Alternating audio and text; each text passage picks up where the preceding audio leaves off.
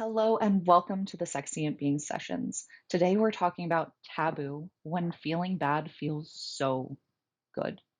I'm Alix Pruett, a certified sex, love, and relationship coach with a BDSM and kink focus.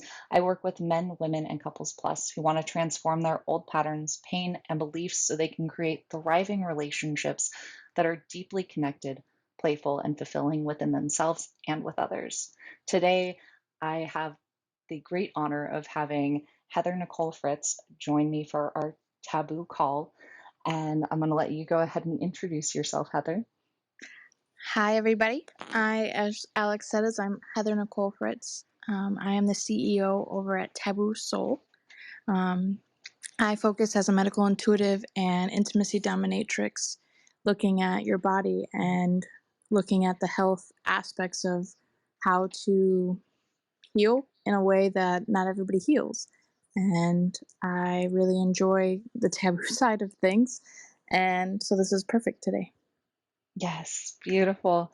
And I'm so excited to have you here. I mean, you were literally the first face that popped to mind as soon as the idea of taboo came in, right? That's I know you and I have had conversations in the past around taboo, but also it's in your company name of Taboo Soul, Yep. right? Yep. So I'm curious for you when you think of the taboo and what that means for you and for your company, right? How does that feed into that pool? Does that make sense? Yeah. Um, so I think the part of it that came up for me was my whole life has been something we don't talk about. When it comes to the things that I've been through, experience with SA and CSA and DV, and or I would always ask why or ask questions, and everyone would push me to the side, and I'd be like, okay, oh, we just don't talk about that. Oh, we just don't talk about that. Yeah. And then getting into my health and getting into my life, it was, oh, let's just not talk about that. And so I started looking at all these areas of, oh, let's just not talk about that. That stuff's taboo. We don't talk about those things. And then Mhm. I got into the kink aspects, and when I became a dominatrix a long time ago when I was a kid and didn't even know what it all meant, um, I just realized there's a lot of things that I felt very safe and very comfortable talking about, and then I allowed other people to feel safe and talk and comfortable to talk to me about it. Mhm. And so it was always, to me, it was just the thing that nobody wants to talk about, that, hey, we should really talk about this. Yeah.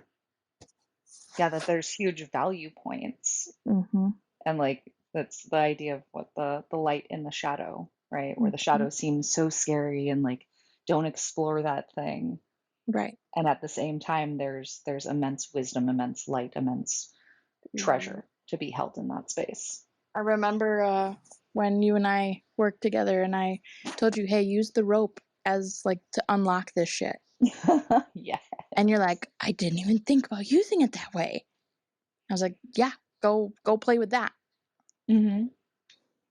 Yeah, and that's each of the knots or the bound points Mhm. being those tension points Yep. represented and then releasing that as the rope gets untied. I Yep. love and appreciate that symbolism Yeah. that comes with that space. So thank you for adding that to my life and for sharing it here. I was like, "You ran with it, and it's beautiful to see what you've done in all of your adventures and healing with it." Thank you. Yeah, I think where the idea for this call came for me in particular was I was having a point where just for probably a few days a week, every day I was waking up and I just felt bad, right? Yeah. And it was that I was feeling angry or super irritated or Yeah. sad or depressed and just this whole mix of things that on average most of us would identify as this feels bad. I don't want to be feeling this thing. And it brought me back to the book Existential Kink, which I Mhm. love that book and highly recommend it for anybody listening now or in the future.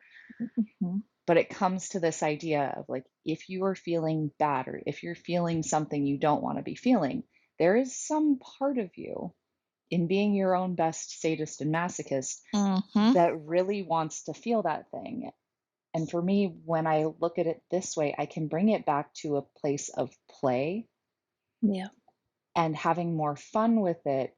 And it creates a shift in my system Yep. to where it's now like, ooh, I want to feel bad. Ooh, what part of Mhm. me wants to feel bad? Because we all like, when we get in a playful space with it, feeling bad can feel really good. It's when we're Yeah. taking it so seriously that it feels sticky and gross and like something we don't want to be in. Right. And well, and that's when you start thinking about it. So people have different kinks or fantasies or different things. And like I know this is can be encompassed in everything. Like right now I Mhm. feel really bad because I just went to the doctor and we're possibly looking at another thing on my leg that is scary. Yeah. And I'm sitting here going, okay, you know what? I could crumble. I could go into a hot mess right now, or I can go, you know what? I feel really good and I have more power because I'm taking control of this. Mhm. I don't know where I was going with this. um, The back in idea of when feeling bad feels good and that we have a yeah, choice in it. yeah, and you're allowed to feel bad. Like Mhm. it's you're allowed to feel bad. You're allowed to be angry. Like I have just started learning more and more in the last couple years how beautiful the rage is from a I want to be mindful of my wording, but like a feminine aspect. Like your liver as an organ is it holds anger. Mhm. So when you want to release it, how can we do that? How like release it best when I am doming someone. That's just how I like to put my anger. Yeah. But like when you look at it on a technical term, or when you look at it on a um, physical term aspect, like how much bad should be celebrated. Am I saying that correctly? How I want to say it? I don't know. That's on you. My brain's like, well, my brain's trying to go because everyone says be a good girl, be a good boy. Don't talk about that. Mhm. Yeah, Don't get the be angry. Don't nice get up. Yeah, culture. be kind to them. Oh, they upset you. Be the bigger person. Mhm. And it's like, when do I get to?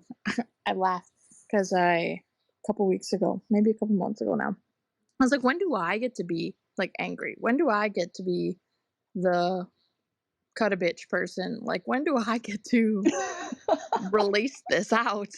How did I go from like this woe is me to oh, I totally understand where that comes from? Like, when did I skip the I get to be bad?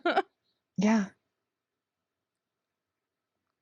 Yeah, and I think recognizing that part of ourselves is so valuable, right? Like, Yeah. depending on how you want to sustain certain relationships Mhm. and what you want to like work through in yourself, if that creates a negative narrative, like let's say you actually went and stabbed a bitch, like Mhm. how much guilt or shame are you going to carry around Yeah. that, right?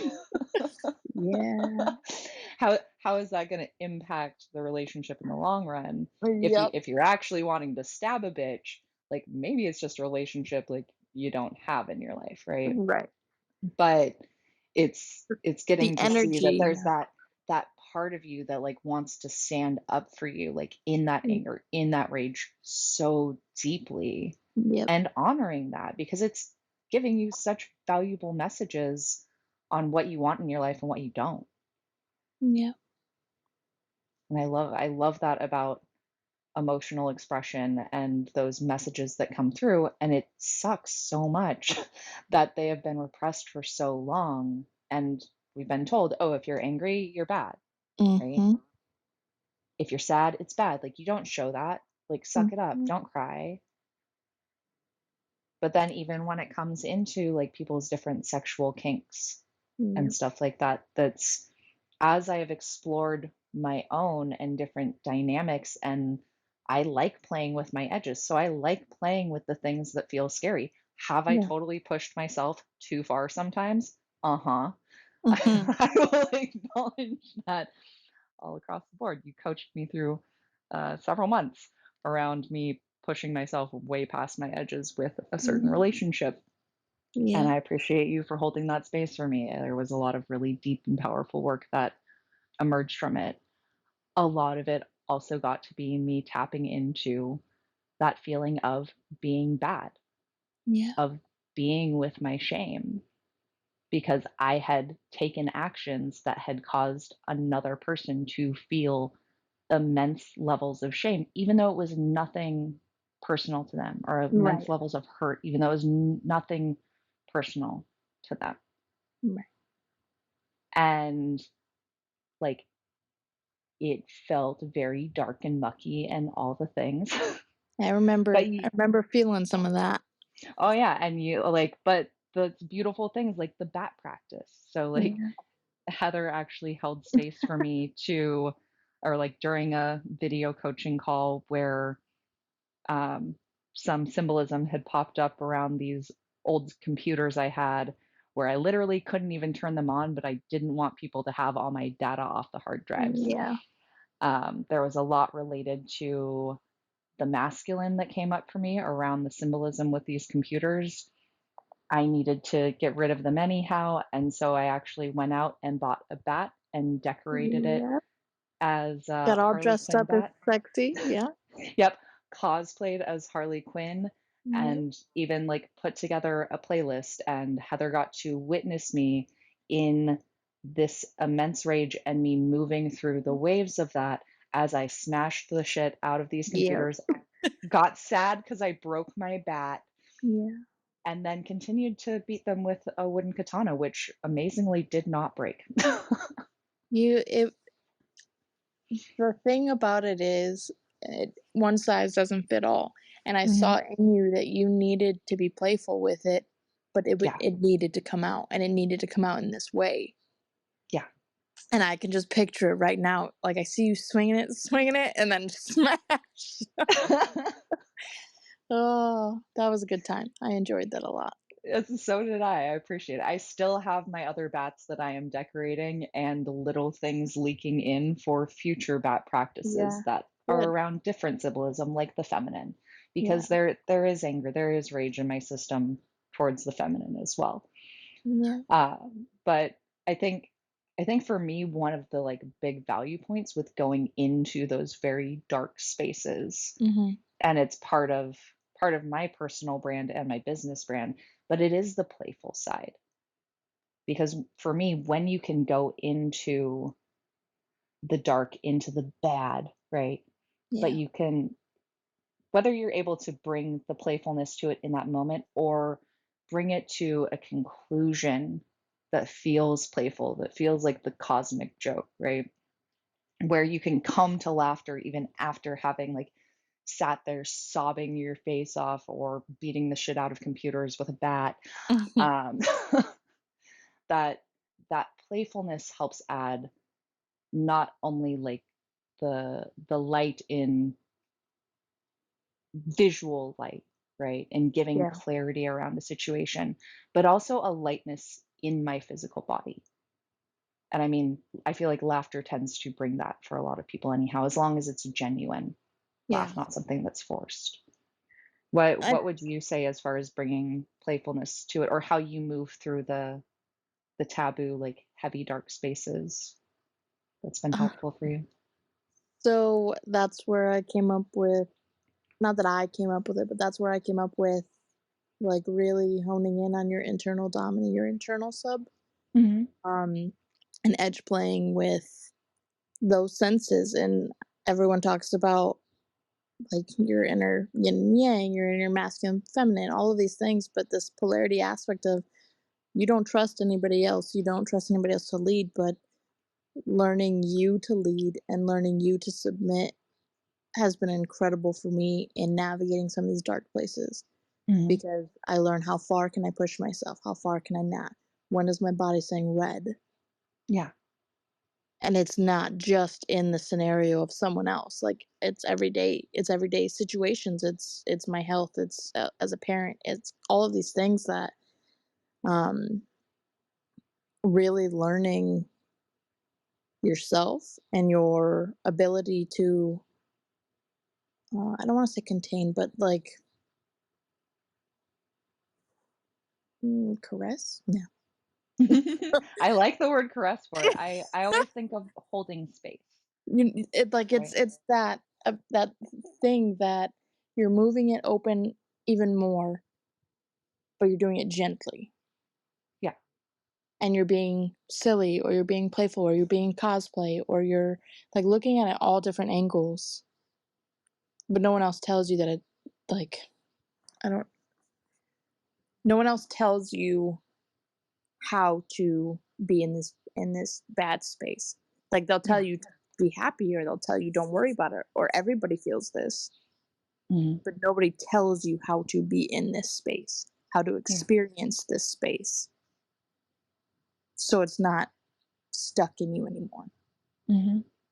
Yeah, so you can actually release it because that's even that idea, like, so through the coaching program Heather and I went through with Mhm, Layla Martin and Vita, they bring about the idea of like you're creating a container of space. You're holding another person mhm, and witnessing them through their experiences and just being open with that, mhm, not bringing in judgment, like so that they can be seen, heard, witnessed, understood in mhm. this. Well, even if you think about the way that trauma gets stuck in our body, it's our body literally doing a type of holding. Yep, It's just almost excessive. It's kind of like if you have like somebody who's like, let's say, 2 times your size, and they come up and just squeeze you as tightly in a hug as they possibly could. Or like, let's say you were throwing a tantrum as a kid and a parent came up and just body wrapped you yep, to where you can't move and it's against your will, right? y But there's also the types of hugs in those spaces with somebody who's larger than you that feels yep, very soothing and comforting in the nervous system. And it's finding that sort of balance where it's the accepted holding for your system versus the kind that you don't enjoy. exactly. Like, I know many of my clients, I tell them, I said, "Hey," and I think that's why they created, like, the weighted blankets, and they created certain things Hmm. like that, because sometimes the nervous system needs that release. Yeah. And that's, like, I never understood how important movement was. You always hear movement, "Oh, don't get blood clots," or, "Oh, don't this," but you don't realize until you work with energy or work with the body in a different way that, "Oh, no, we're moving this out." So when you're Hmm. tensed up, or when you're locked up, or when you're any any kinda thing that's restricting your body, Yeah. what do you do when you first get up? You stretch. Hmm. What do you do when your leg's asleep? You shake it to move that back in, and to be have that compression, or have anything that's just releasing that vagal nerve, I think. Yeah, vagal nerve, Hmm. vagus nerve, to allow that release in your body. Yeah. Well, especially when it comes to the vagus nerve and all the polyvagal theory that Mhm. is branched out for how much that impacts full body experience. Because if I remember right, that the vagus nerve is really, really linked with the primal response system all on its Mhm. own. I mean, I I'd say any of the nerves in the body are really going to be, but that is a bigger branch for keeping the fight, flight, freeze, fawn Yep. system activated. I've been recently doing there's a technique, I don't know if there's a name for it, so everyone, if there is. But it's one of the, vagal releases is turning your head all the way till you yawn, Mhm. with your eyes, and then going to the other side, and then keeping your head straight and just doing your eyes, and how quickly that has helped so many of my, like, my trauma responses, or my headaches, or anything like that that connects with that nerve, how quickly it shifts when you release like that. Well, and I know I'm pretty sure they mentioned it in Layla Martin's course that we took. But I've also come across it in a lot of the other like Yeah. trauma work and massage work, Yeah. right? When I was doing that for 6.5 years. Yeah. But that's like when I'd be sitting in coaching sessions with clients, like I'd actually have them apologize because they were yawning, and I'd look at them and Mhm. be like, "Don't apologize, it's beautiful." But Yeah.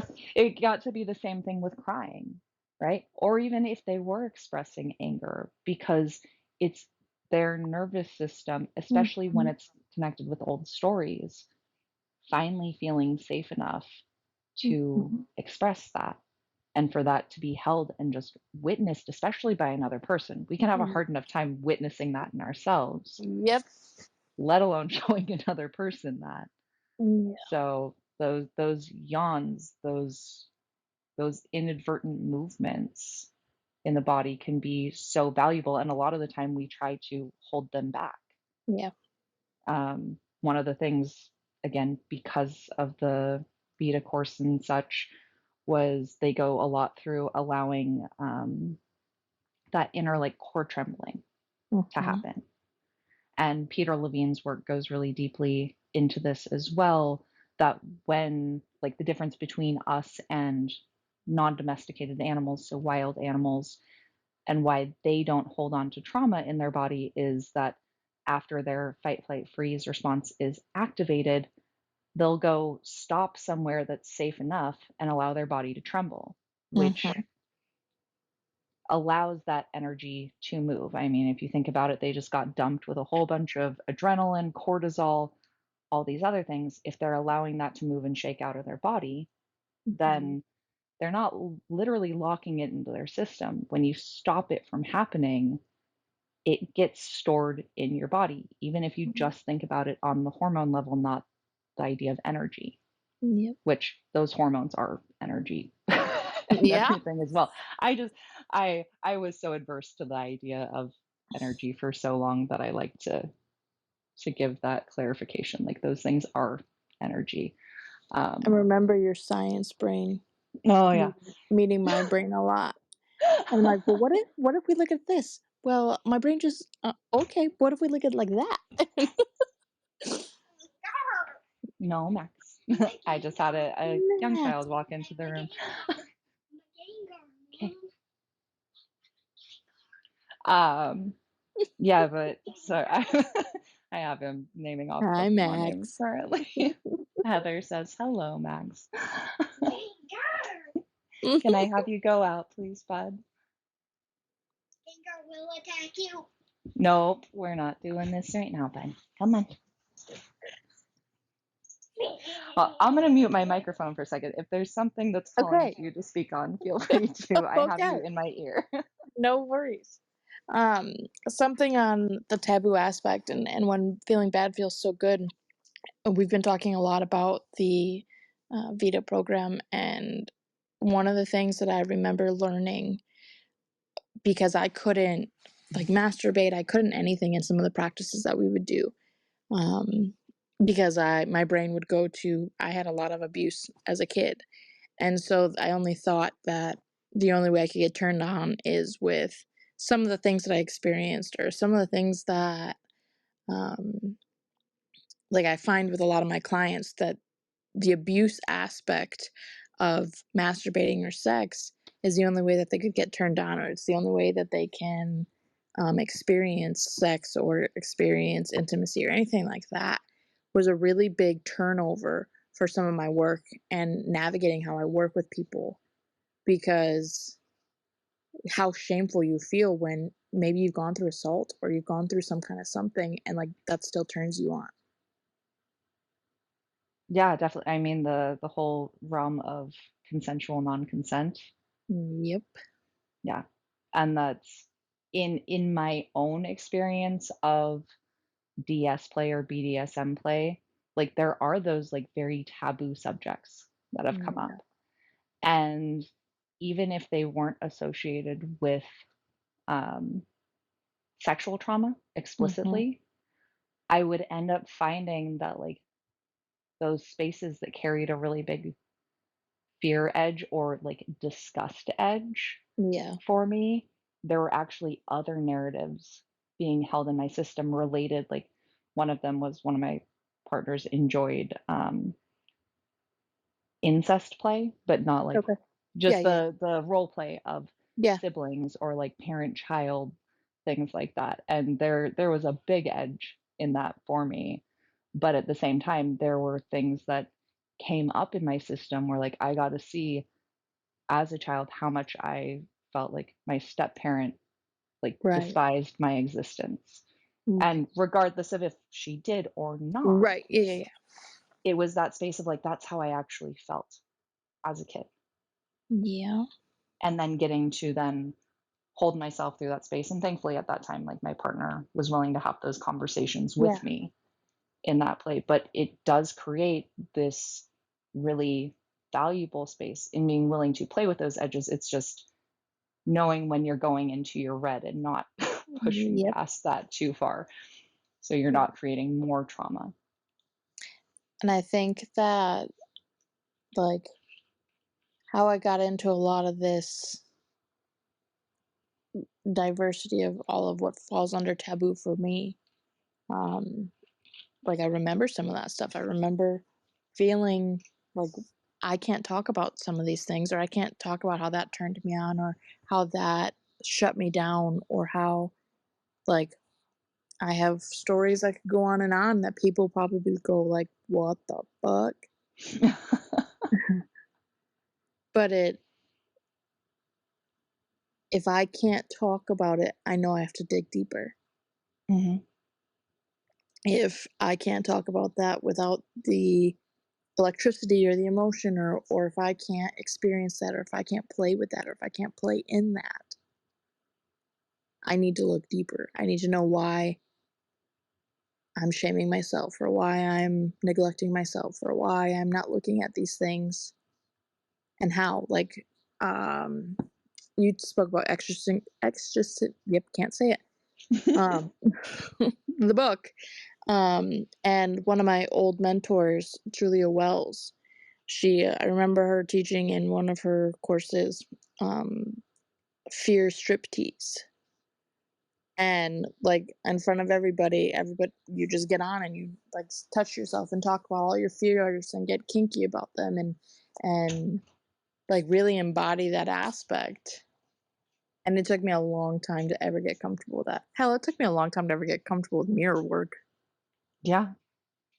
No, I mirror still work can be struggle with mirror intimidating. work. No, I get that. Mirror work has been one of my personal practices since probably since the beginning of my journey around 6 years ago, Yeah, um, because so much of my physical body felt not okay. yeah, But it can be incredibly intimidating at the same time. It's a super simple practice with mirror work, but I added another layer on it at a different point, which yeah, the simple practice is like you stand in front of the mirror and you consciously make yourself think of something positive yeah. that you love about your body, that you adore about your body. The twist I gave to myself years later and did as an online challenge as well, where I was now posting about this thing publicly that I loved about my body, was when I did the practice, I would say it out loud. And Mm, there was a point in that where me saying it out loud, so now I'm not just thinking the words in my head, I'm actually hearing the resonance of my voice. I'm feeling the resonance of it throughout my entire body. I actually broke down crying and I was like, this is surprising because I've done this sort of practice for so long, but now having that extra layer of how I'm receiving it mhm. boosted it. And it was those good tears, it was happy tears, but it was surprising that that's what came forward. Yeah, this one is, still a harder one for me. Um, One of my girlfriends, she, goes off of the Louise Hayes book, Mhm. and she does a whole big thing, and at points, I still can't even like, I'm getting better at looking in the mirror without, like, prompts, or without, like, Yeah. hyper-focused reasons why I'm doing the mirror work. Mhm.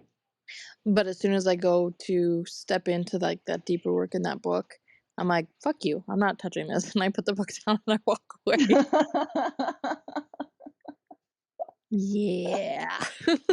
And there's nothing wrong with being at that point either. I don't know how many different practices I've come across where I'm like, "Nope, that's Yeah. not happening yet." I remember doing that in Vita, some of the ones that they'd be we'd be doing, and I'm just sitting there going, "Yeah, no, that's not happening right now. Nope, Mhm. not doing it." But no, it's I think the aspects of, especially why I named my company the way that I did, Mhm. it's all of these avenues that live inside of us, and societal and generational and timeline crossing and all of these things that it's just,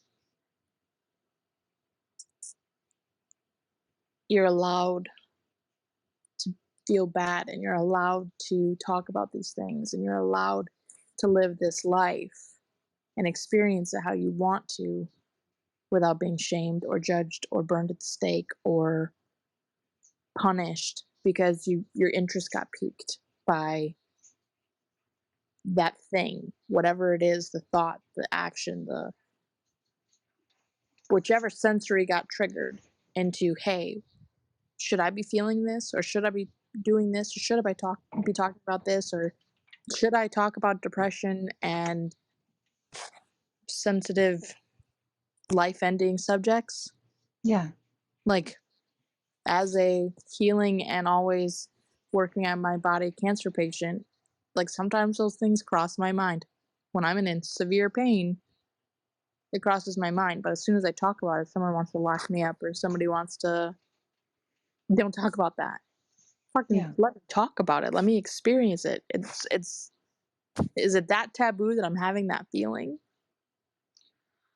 And I wanna say it's not, right? It comes down to other people's discomfort and Mm-hmm. integration. I was actually, helping a friend move recently, and I remember like, being a little bit shocked by their grandmother's response. So the grandparents showed up to help move some other items with the truck, Mm-hmm. and the grandma asked the granddaughter, like, "Oh, like, how are you doing?" And she was just at this point of utter frustration. She was exhausted from spending the last couple days getting everything packed and sorted out. So she was just like, "I'm done.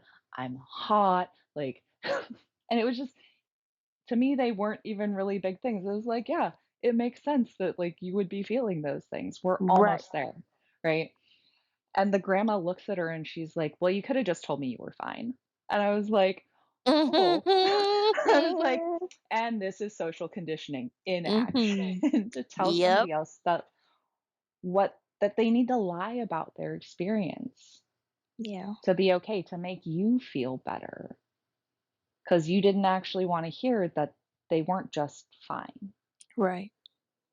And that's, to me, like, I try to do my best. I'm not always perfect with it. And I tend to reserve it for relationships where there has been certain Mm-hmm. amounts of safety built, because otherwise it's very likely that I get met with the similar response that the grandma gave, right? Yeah. Um, I've been witnessing, as a newer parent, mhm, and trying to do these things in better conscious ways, or better this. I've watched my daughter's dad go from "you're fine" and all of these things to actually sitting down with her and going, "Hey, I know you're upset." mhm, And it's been the most incredible thing, because it where we started was his mom and all these people, like, doing that twisted thing mhm, of, oh, she turns it on, she turns it off, or oh, she does this and the other, or she's fine, or she has to deal with it, or she has to learn. mhm. And I'm like, don't ever do that to my child. Yeah, Two, it's okay that she's angry. It's okay that she's crying one minute and is fine the next. Her emotions are running through her. That's what they're supposed to do. mhm, It's not bad that she's having an upset moment in public. yeah, I'm not letting her freaking destroy things, but it's okay that she's upset. We don't have to shove something in her way to distract her. Like, it's not, I'm getting hyped up. it's not you're it's good. not taboo that she has emotions and feelings. She does not have to be what you want her to be. Like, Yeah, you should be more like her. You should feel your feelings and let them go, instead of all this petty things or the behind the back things, or like, that's how we get into this shame cycle so bad, and how mhm, people hate themselves, and how people, like, hide these things because, oh, we don't talk about that, or we don't do that, or you're not allowed to feel that. Well, and it also tends to lead to the bigger lashing out moments Hmm. as well. That's the more like somebody gets told, like, you can't, you shouldn't, right? Yeah. That's not acceptable.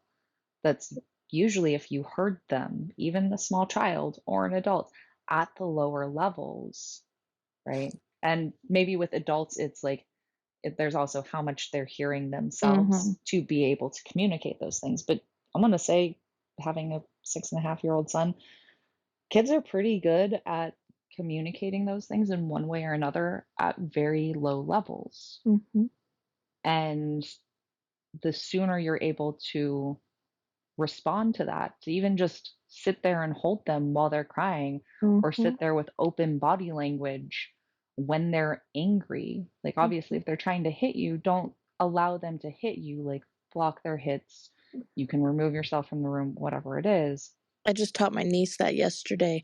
Yeah. Aspen was hitting her in the face, and my niece is just sitting there accepting it. And I was like, Hmm. "Excuse me, I don't care if she's my daughter or not.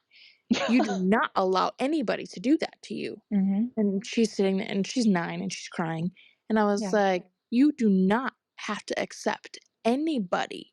I don't Yeah. care if that's like, you're not going to upset me by telling her, 'Do not hit me,' or putting your hand up and protecting yourself. You always protect yourself first." Hmm. Yeah. No, and that's one of the biggest things is in those social interactions, it's either a lot of the time we're just taught to like accept it or to Right. shame it in another person to get Right. the behavior to stop, which for a subset of our society has kind of worked, right? Right.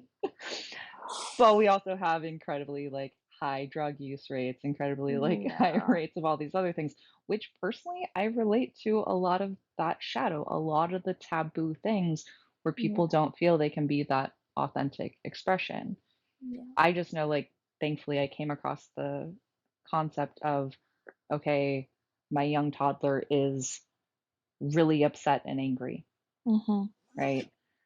And he'd be throwing his little toddler tantrum, and I would sit down with like arms wide open, palms up, legs either just like sitting on the floor or crossed, like it's literally I'm Yeah. at his level. And it might take him a minute or so, but it usually wasn't any more than 1 minute after I'd done this with him a couple times, but he would just come over and flop his body on mine and then Yeah. usually break down crying. Yeah. And maybe it was because like, his friend took his toy or he didn't get the candy he wanted or whatever else it was, and it didn't mean I had to give him Right. that thing.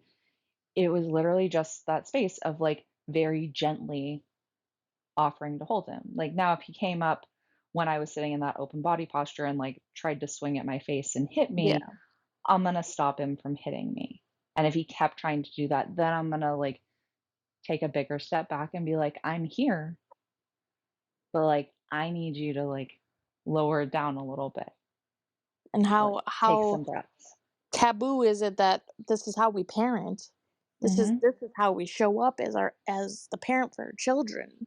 Yeah. We're the weirdos. We're the ones that are talked about behind our backs because who does that? Yeah. Or letting kids go on their little venting rages, like letting them say, I hate this thing, right? Yeah. My child's 6.5, and I don't care if it's taboo or not. Like, there's times he's been like, Mom, I hate you because he's not getting what he wants exactly Yeah. in that moment from me. It's not my place to tell him he shouldn't feel hate. It's trying to Right. communicate a message to him. And like, I can help him when he's ready for that to move through that space. At the same time, it doesn't mean I have to take abuse. So if I Exactly. feel overwhelmed and I'm going to start lashing back, then it's time for me to take a step away because I don't want to create that environment in that relationship either. Right.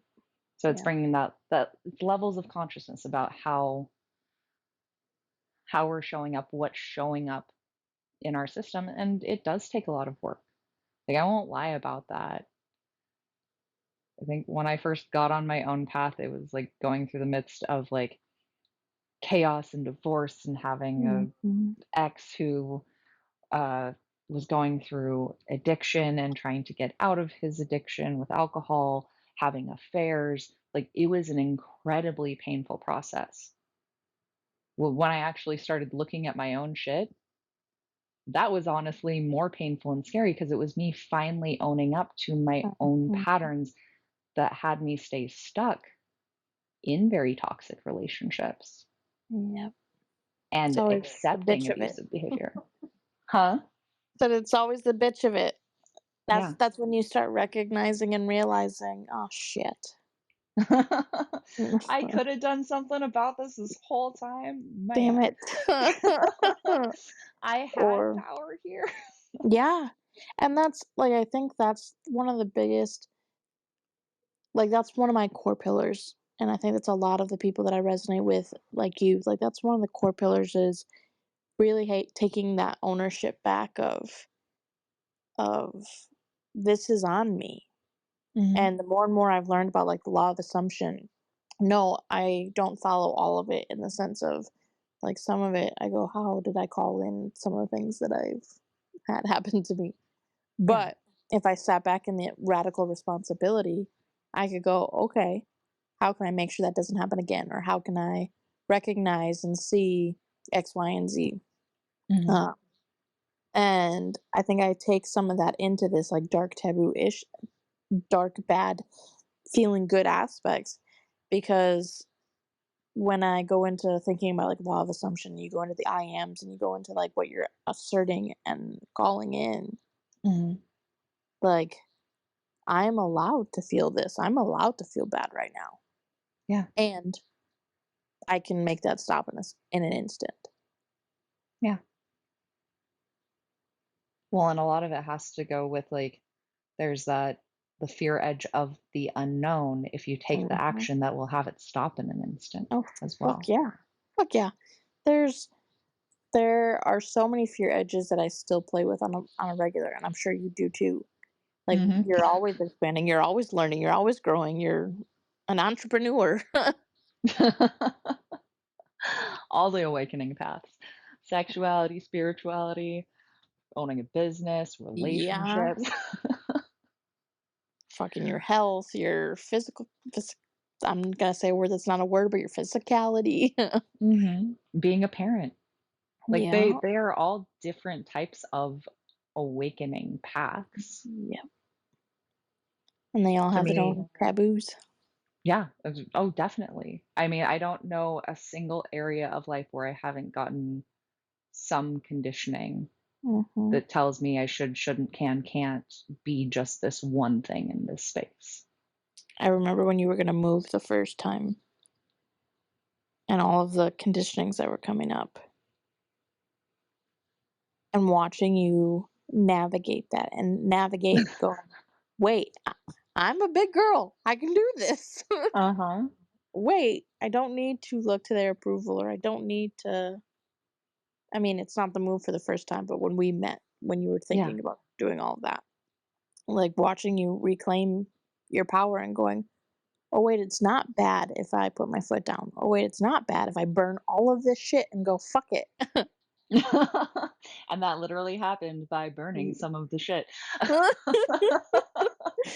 Other, it Yep. was very metaphorical burning. It was actually a big realization that I had, like, probably in the last year or so, when I was going through my divorce. There was actually a point I was reading the book, The Five Levels of Attachment by Don Miguel Ruiz, and it gives the scale of like 1 to 5 of how our attachments show up. One being completely unattached, and the idea of being completely unattached being like you have zero like opinions or preferences, like you're literally just observing whatever's going on. Mhm. And level 5 attachment, going to the opposite extreme of it, is where you are like diehard believer that this is the way and the only way. And I believe they use like soccer or football if you're not in America. um, as the reference point and explaining like different levels of being a fan, right? And that at level 5, that's where people will murder each other Right. over like their team is the best. Yeah. um, but I went through this whole experience where I kind of got in this like conflict over Facebook with my ex brother-in-law, and they were fighting really hard for um, taking on a different last name, and that like I needed to change Max's last name, my son's, and all these things. And I was just like, one, like I'm not the only parent involved in this situation, Right. but two, why is there any attachment for me to this last name? Right. Right. And I started actually looking at even that attachment, and I was like, I don't actually have any attachment of this name. And then it was kind of like, I could lose my job, my house could burn down, like all these things came forth. And I was like, I feel free. Like Yeah. I could do anything, be anything, go anywhere. Right. But it was hilarious because even at that point, like looking like back again years later, it was that my house had to burn down, right? Mhm. Then fast forward to us being in the Vita program the first time we did sex magic Mhm. for the practices through that program specifically. I was like, I want $300,000. I have no idea where this is coming from. Like, no clues whatsoever, and it's going to be in the next year. The next day, I Yeah. remember waking up and something in my head went, "Your house is going to have to burn down for that to happen." And I was just like, "Well, that would suck. Like, hopefully the dogs aren't in it and Max isn't in it and I'm not in it." And then like I can work with that. Right. And it was literally about a year after that, and Heather worked with me through a Yep. chunk of this, where I went through immense burnout. Yeah. Um, in my physiological body, I got like 4.5 months off work paid for FMLA leave because I hit burnout so bad. Yep. Um, I ended up doing little renovation projects around my house and just like cleaning out stuff because I know when my space feels cluttered, I tend to feel chaotic in my brain and in Yep. my body, I even know if that it's not all my too well. mess. Yeah. Um, but it came around to it. And at the end of this, without it being planned, I ended up leaving my corporate job. I sold my house and I got more than $300,000 Yep, you did. out of all of it. And like, You were so again, scared too. You were so oh yeah. scared, like, "What am I gonna do? What am I gonna do?" And it just yeah, it worked out beautifully. Well, yeah, and then all through all of that, it came down to like a year later being like, oh, I didn't actually literally burn down my house, but like, yeah, I Mhm. kind of burned down my house. Like, I burned down Yeah. everything I had Yeah. built. You got rid of That, so much stuff emotionally, physically, mentally. hmm yeah, no, and that, I mean, that's the things I got, even relationship wise, like Mhm. that, that relationship, like it had its value points for sure, but there was kind of this like trying to hold a fireball type aspect to it as well. Yeah. I remember that's a big memory block that'll always stay with me is that time with you. A big memory block. Meaning, like, Why is it? it'll stay, like, Oh, I'll always like, I'm right now I'm picturing the ladder and the flamingo, and, like, that'll always be a part of me is watching you heal and watching you grow and being a mhm. part of that facilitation and being a part of sitting and watching and navigating and guiding you and watching you become who you are today No, will I always be a appreciate huge you part of my holding body. that space. Mhm. Well, and to clarify a bit, like Heather held that space for me during that time, but we had also worked together in trades during Yeah. the Vita program when we went Yeah. through that as well. And so we got to start holding those spaces for one another over time and having very deep connections on Yeah. different touch points in life. And I appreciate that connection with her through all these spaces and times. And the way you facilitate and hold space for others is absolutely stunning. if anybody feels drawn to checking out her work, I definitely recommend it. And I will add a link to it in the description on YouTube as well. Yeah. You are, when you brought this up today, or not today, but a couple weeks ago, like, I just am so happy to see the work that you're doing and the work that you flourished into, because I remember you talking about it and not knowing where it was going to go and what it was going to do, and you have such a beautiful vibration and voice, and so I love hearing you speak in these ways. And I'm really, really freaking excited to see where you take all of this. I know. I want to collaborate with you on some things too, because I love the kinky side and the Oh dom yeah. sub dynamics, and I think you and I have a lot of our paths that have led to probably some very similar spaces in those foundations as its own spiritual awakening. Yeah, when we met and we started talking about it more, I think that's one of the things that connected us. Because you're like, wait, you, me, us, what? Yeah, and that was, I mean, 2020 is when we met. So it's Yes. gotten to flourish and evolve from there. Yeah. Yep. I know that it's a different world. It is. It's a taboo world to be in and to speak about and to, Hmm. like, I take it in the healing aspect. I take it in the personal power aspect. I take it in all of these ways of these things shouldn't be things that we shouldn't talk about, or we Yeah. shouldn't hide, that we're not, like, I had somebody tell me the other day, don't share that you're having a bad day with your clients. They don't want to hear that because they're not going to want to pay you. And they said it in a much nicer way. They said it Hmm. like, I'm that's just coming from my emotion. And I went, why can't I tell them? Like, why can't I not? Or why do I have to turn this around? Or I understand now, like, speaking from the power of it and like empowered aspect of it.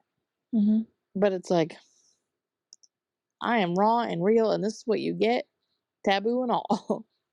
Well, and I want to say I worked with another coach who specifically, she was a trauma therapist for about 13 years. And there were times like she'd show up for our calls because we worked together for 6 months, almost weekly.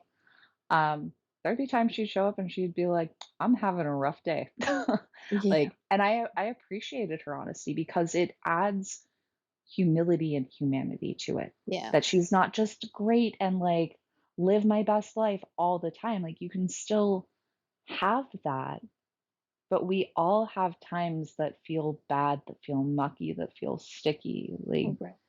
those aren't the idea is like those aren't ever going to go away. They're there No, to give us important messages, important exactly. signals. They're literally coming to you to show you, hey, stop, look at me. Something's Mhm. not right.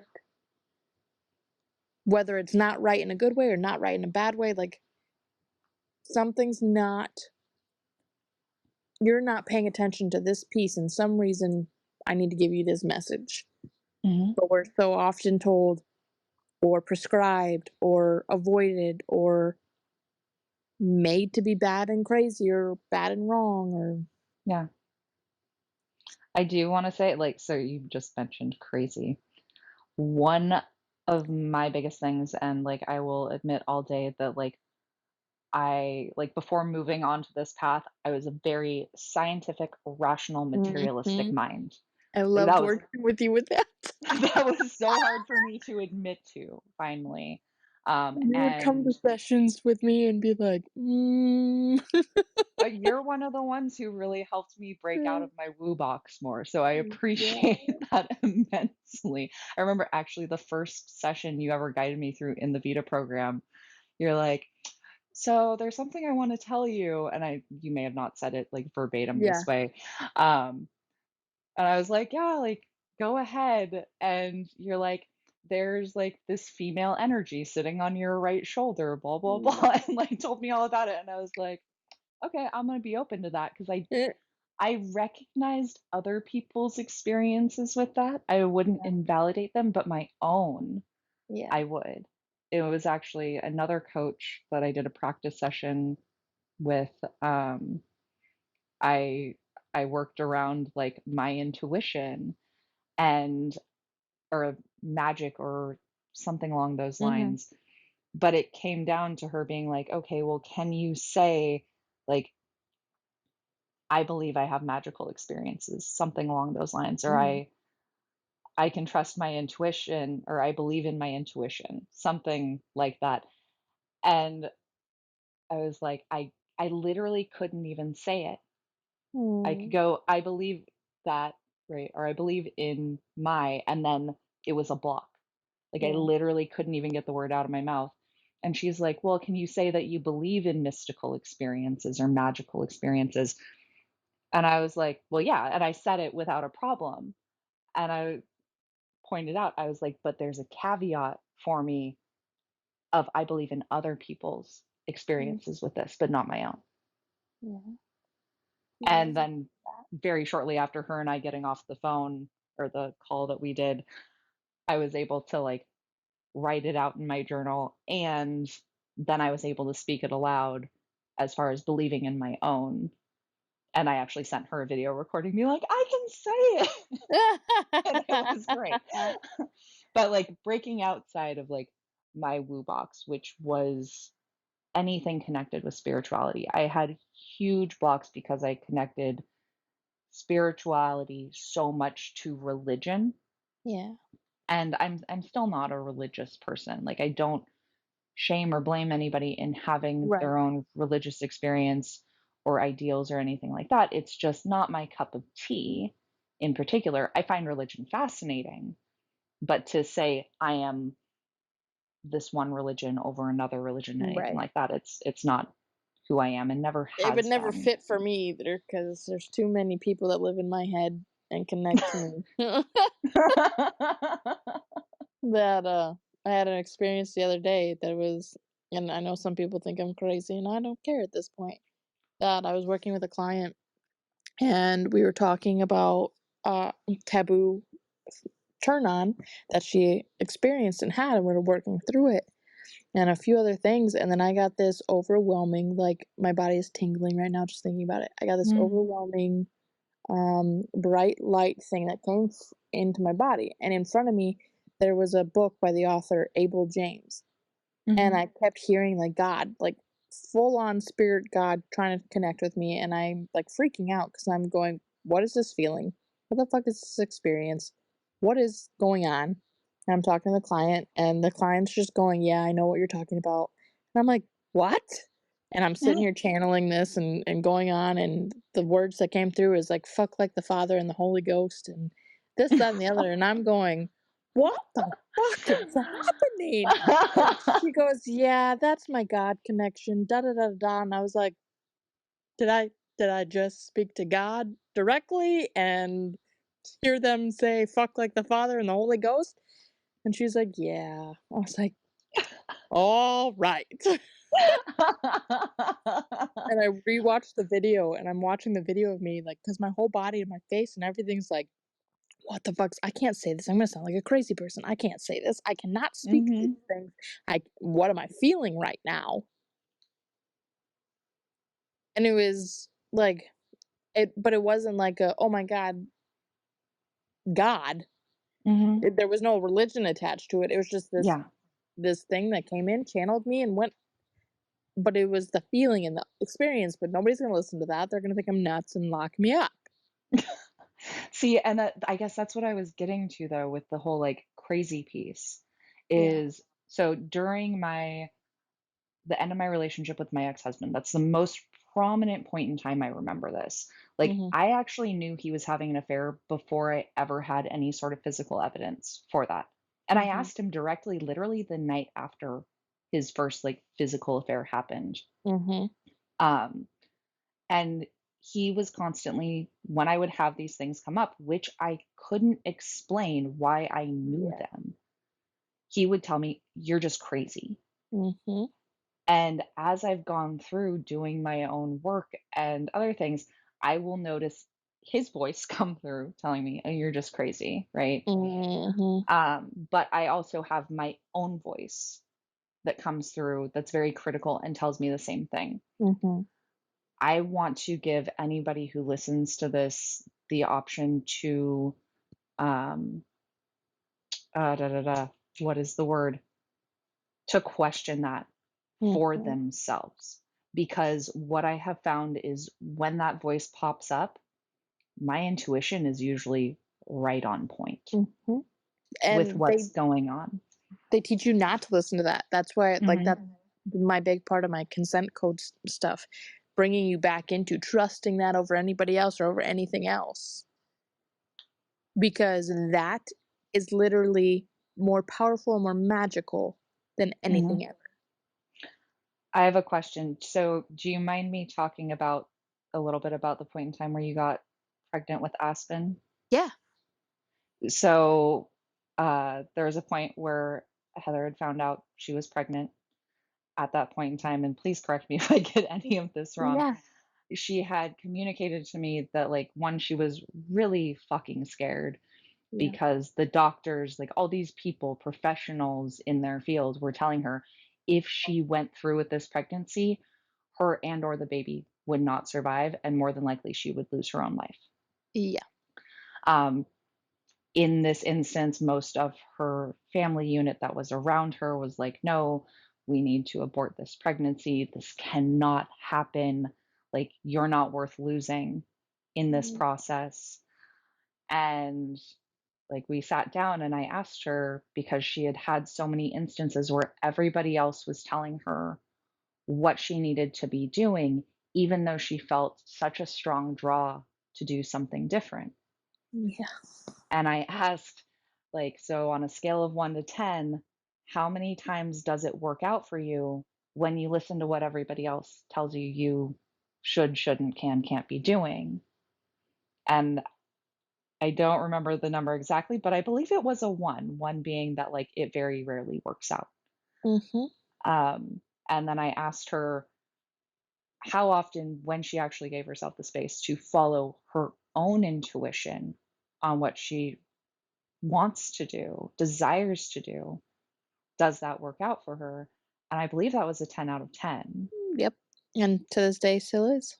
Yeah. And in that, like, I just asked her, I was like, well, what is it that you really want to do? Like, would you like to, like, let go of this baby inside you? Which there's nothing wrong with that. There's no shame in Nope. that if a Yep. person isn't feeling Not at drawn all. to have that experience. And for her, it was she had always wanted to have the experience of being a mom. Yep. And then I asked, I was like, do you mind if I share with you what I'm seeing in this? And she gave me permission to go ahead. And I was like, I don't see you having any issues really with this. And that, like, you're going to get the experience of being a mom. Like, I don't have anything pulling me to say that this is going to go badly and you're going to lose your life and you're not going to get to have this baby, let alone be there while she grows up to support her. Yeah. And it was probably a handful of months later, but then Heather and I reconnected again, and she had decided to keep the baby. And not too long after that, she birthed her into the world very successfully. Yeah. I mean, that And was scary. We almost lost yeah, Alex there, but yeah, it was too and many synchronicities yeah, of, like, a few months before I had grieved so horribly because it is true. I always wanted to be a mom. I've been a yeah, stepmom several times. I had been an aunt, and like it was the doctors just always told me if it ever happened, you and the baby or the baby will die. mhm, And the people around me, even though they loved me very much, they did it in a very hard way.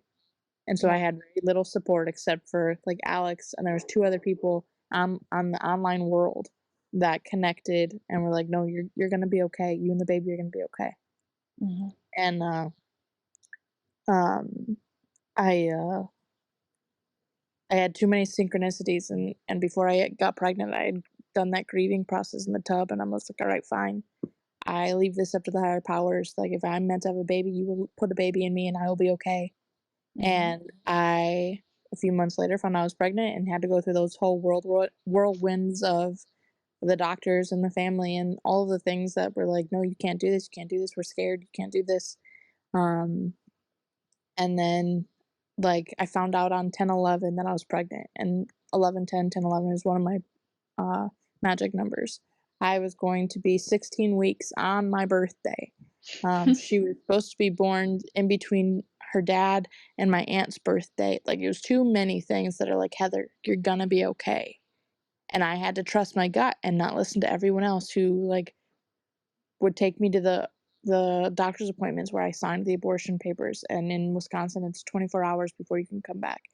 Um, who would question me all the way up till, again, do what you have to do is best for you, but I didn't feel like that was best for me. Like, I was willing Mhm. to give my life because there was something magical about this little girl that had to be here.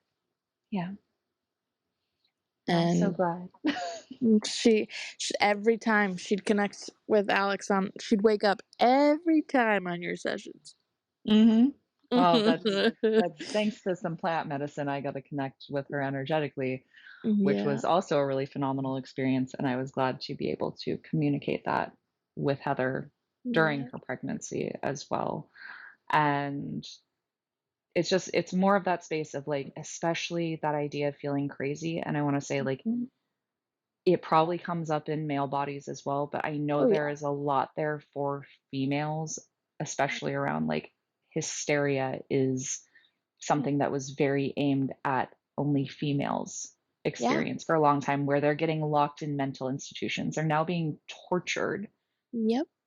For in their their gut physical instinct. bodies for following their intuition, where that did not go along with what the social standards were for being in their desire, in their sensuality and sexuality. Yep.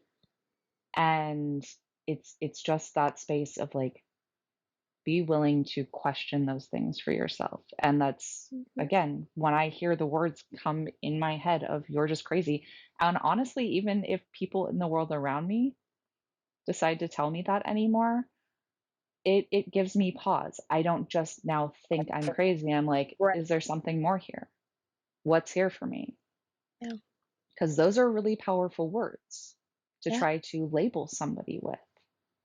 I think that, especially in my relationships with people who are not, do not have any spiritual, energetic language or vocabulary, Mhm.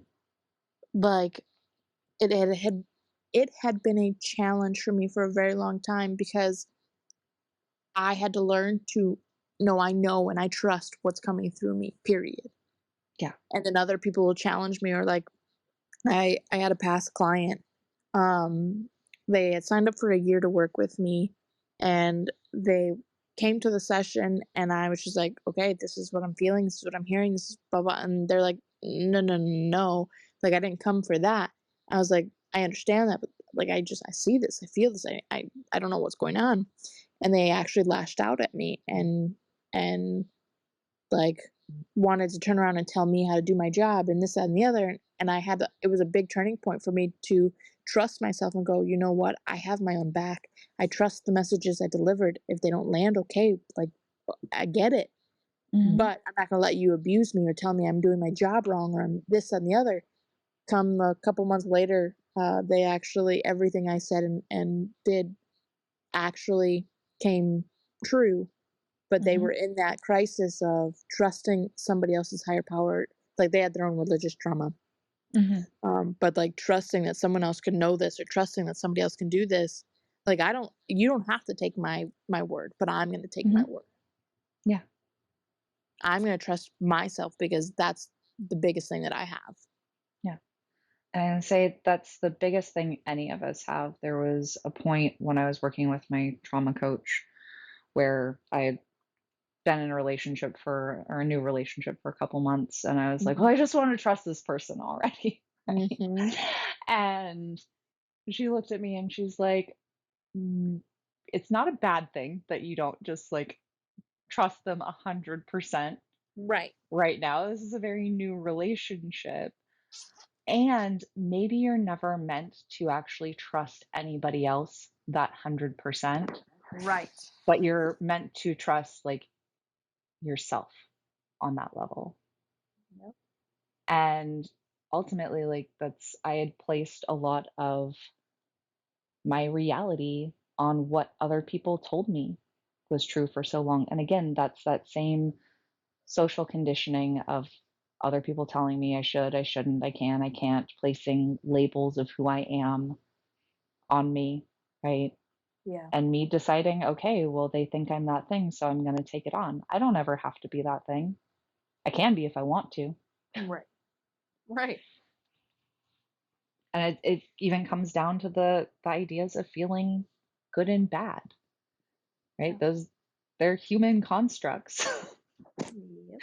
for what good and bad is. I mean, that's one of the reasons I love the world of BDSM and kink is it's even when it comes down to like flogging and impact or getting Yep. whipped, any of those things, those can be incredibly painful for Yep. people. It can also be incredibly pleasurable. I remember one night being out at a local kink event that's here. There was a taster at this event, and these are professionals, or not professionals, but people who've been in the kink community for a very long time, and they were Right. giving demos to people. And this one woman went up, and I was watching her get flogged, and she tapped out within, I want to say, 5 minutes of getting flogged. And at that time, her husband's standing there and he's like, "Oh, are you going to go try it out?" And I looked at him, I was like, "Yeah, I will. What about you?" And he's like, "Oh, no, no, no. I could never do anything like that." Yeah. Right. Well, I went up and asked the taster if she was open to doing another tasting. And she worked on me and went through a few songs. And at the end of it, I was like, "That's it." Because by the other woman's reaction, I expected it to be really heavy impact. Yeah. It was not. It was fairly light impact that I relate more to like a massage in Right. general. Not a whole lot of sting to it, not a whole lot of things that like make my body cringe, but I'm also accepting of those sensations. Where my guess is this other woman who ended up going and getting that form of impact has an aversion to those sensations. Yeah. And so for her, it capped out her tolerance and her ability to be present with it at a much faster rate, probably because in some level she had, oh, this hurts Yeah. ingrained in there, even though it doesn't have to hurt. Yeah. It's crazy to think, and I think, and that's one of the biggest reasons why I got into it the way that I did with the trauma informed and the way that the Mm-hmm. body does this, because I saw how many toxic DS relationships and how many traumatized DS relationships there were, and I was like, no, you can do this in the most healing way. Like you could still Mm-hmm. do dirty things, but you can do them in such a healing, more regulated way. Yes. And that's why I wanted to get into this, because I wanted to teach people that you could take your power back and explore. You could take your power back and heal. Mm-hmm. And you could do No, it and in these taboo ways. I love that you bring that to this space, and I love my own explorations that have gone in there and teachings. I do need to get going though. It Yeah, has truly been a pleasure to have you here, and I hope you will join me again in the future. of course. I'm so grateful, and I have to hop off anyway too, because Tyler just got home and we're gonna navigate dinner. But I'm so grateful for you having me here. Yes, beautiful. Thank you so much, Heather. And just to kind of close out, if you're interested in working with Heather or myself, please go and check out our resources that are listed below this video on YouTube. And you can find any information about our services or links to social media so you can dive more into the work we offer. Thank you so much.